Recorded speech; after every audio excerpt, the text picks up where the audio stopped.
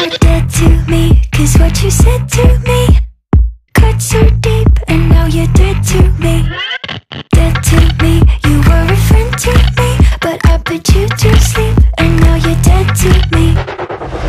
Alright, it's Richard again. Hanyuma hari abantu bari kumbaza ngo ko nabuze ngo ese byagenze bite. Anyway, bijya bibaho yuko umuntu agira gutya agahugira mu tundi tuntu, ariko ubu noneho naje noneho mbazaniye ubumenyi bwinshi cyane ku bintu byerekeranye n'ubuzima bwanyu, ubuzima bwacu, kugira ngo turusheho kubungabunga. Ikintu cya mbere n'ubuzima, ikintu cya mbere n'amakuru ku buzima.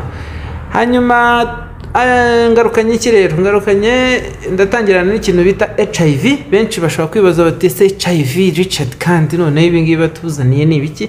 HIV ntago iracika bavandimwe.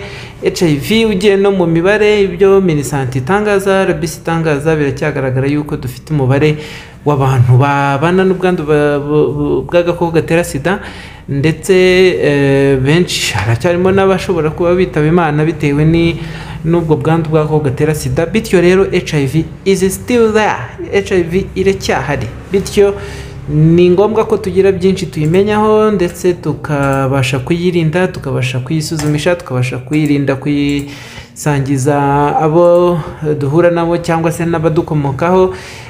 Ndetse donc nkuko natangiye mbivuga, ikintu cya mbere n'amakuru. Murasabwa ikiriro, icya mbere subscribe, cya kabiri kora share, cya gatatu like, comment, duhereze igitekerezo ku cyo dushobora kuba twavuze mu buryo butuzuye, cyangwa se hari indi nyunganizi wumva watwongereraho.